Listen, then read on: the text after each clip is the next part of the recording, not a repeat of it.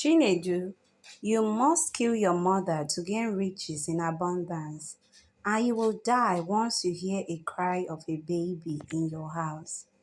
The priest's voice resonated through the shrine, his eyes glowing early in the dim light of the fire pit.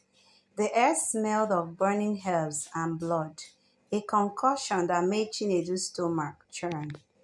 He stared at the priest, his lips trembling. He had never imagined that seeking wealth would come with such a price.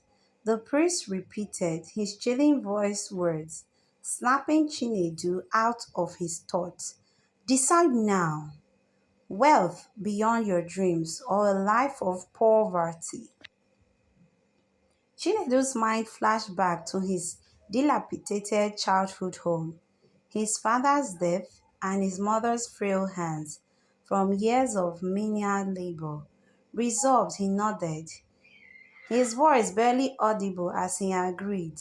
The ritual began that night, marked by chanting, animal sacrifices, and the cruelest act of all, the death of his mother.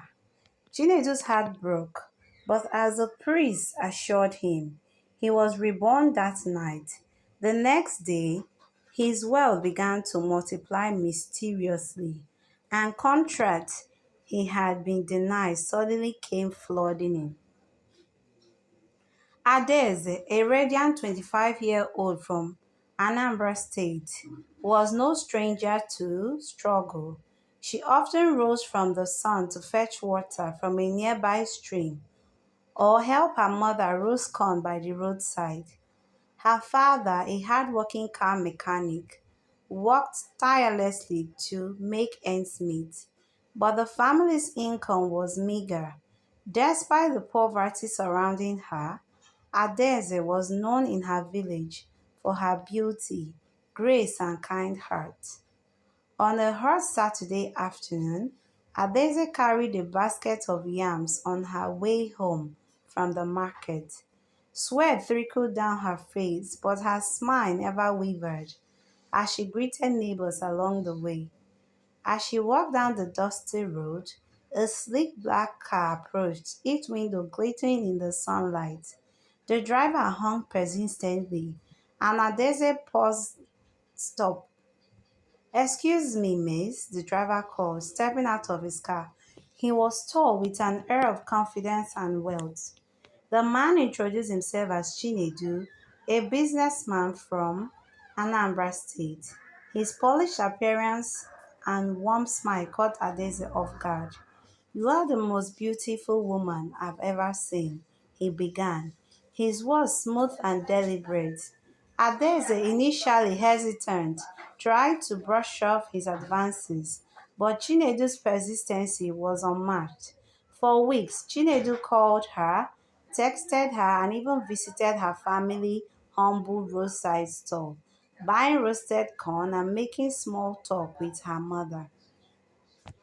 His determination wore down Adeze's resistance, and eventually she agreed to go on a date with him.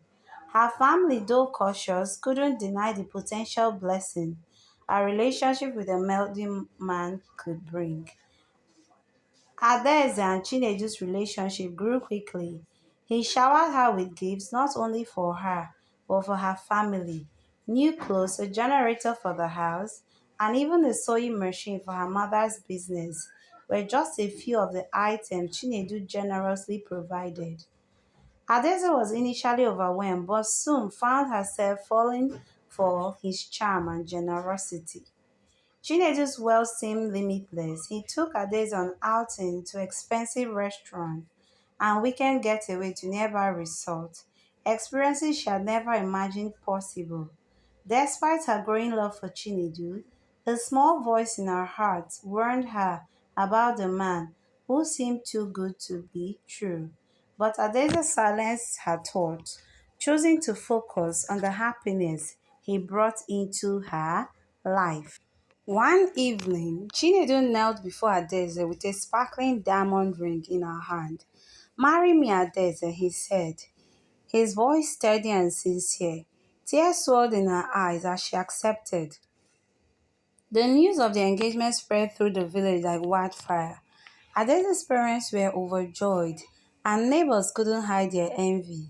Preparation for the wedding began immediately. Chinedu spared no expense, hiring the best caterers, decorators, and designers. When the day arrived, Adese walked down the aisle in a gown fit for royalty. The church overflowed with dignitaries, all eager to witness the union of love and wealth. Adese's happiness seemed complete, but the shadow of Chinedu's dark secret loomed nearby. After their honeymoon, Adese moved into Chinedu's mansion, a massive duplex with every luxury she could dream of. She marveled at the chandeliers, marble floors, and sprawling garden. "This is your home now," Chinedu said, pulling her close. "But there's one rule you must never break. The penthouse is off limits." Adese's curiosity was stimulated, but she nodded obediently. For weeks, for weeks, she focused on settling into her new role as a wife, redecorating rooms, and learning to manage the household staff. Yet, the locked door to the penthouse haunted her dreams, its presence a constant reminder of something forbidden. When Adese discovered she was pregnant, her joy knew no bounds. She imagined a life filled with laughter and the pity part of tiny fate. But at 3 months, she woke one night with a sharp grain in her abdomen.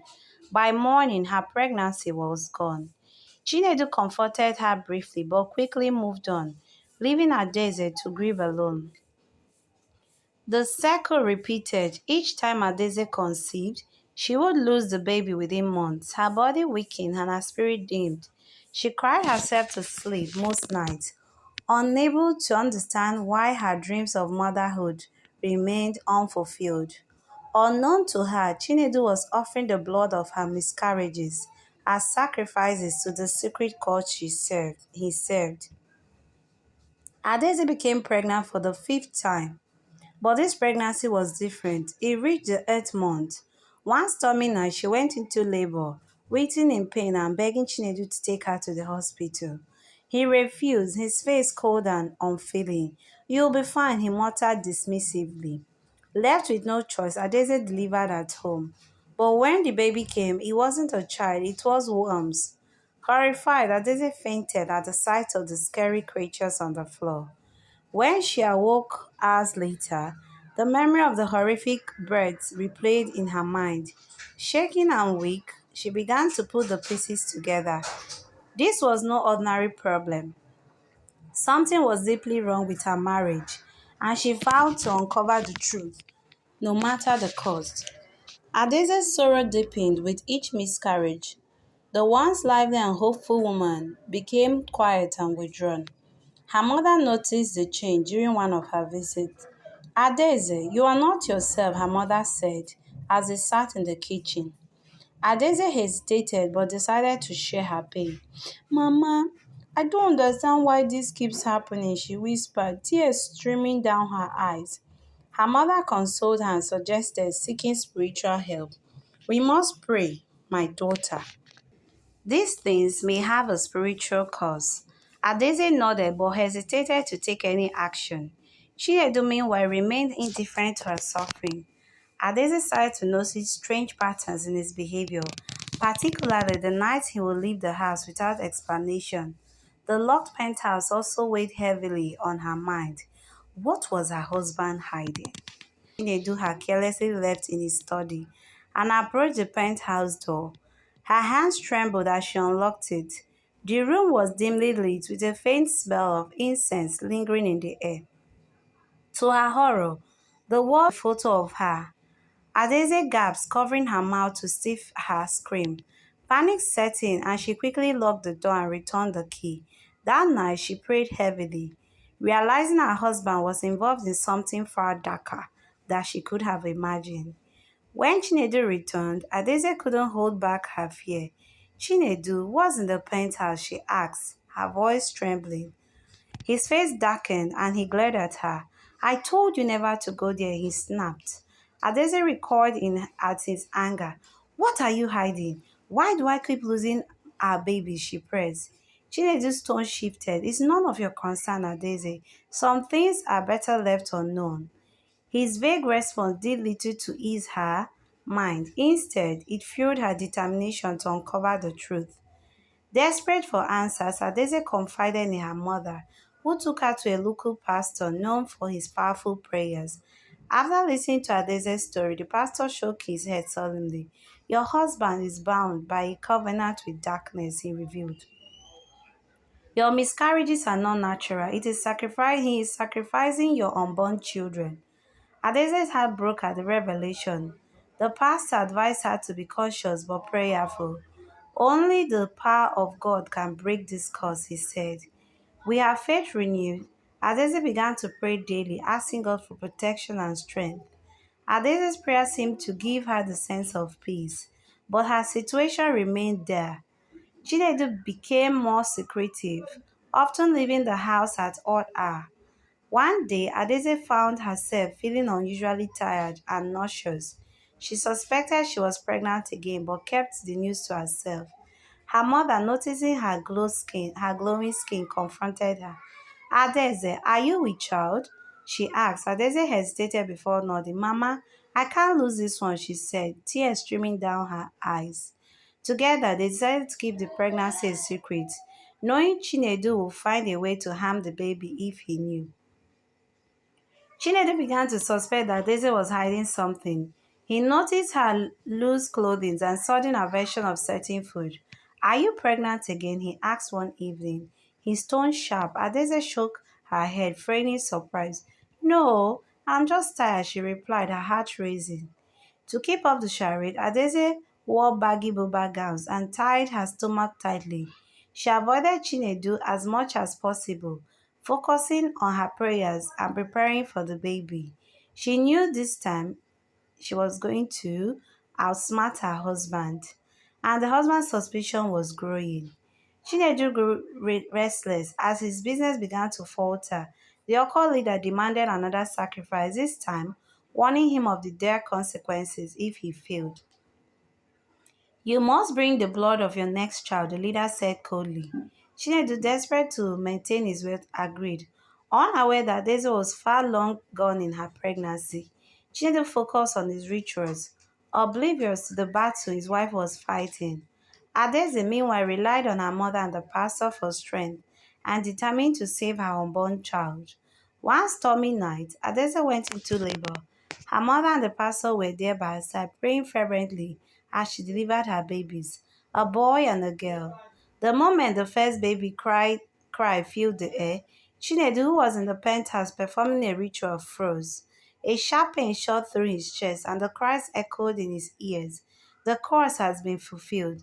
Chinedu collapsed, his life draining away as the very wealth he had fought to protect consumed him. When Adeze learned of Chinedu's death, she was overcome with mixed emotion. Grief for the man she had once loved, and relief that the curse was finally broken.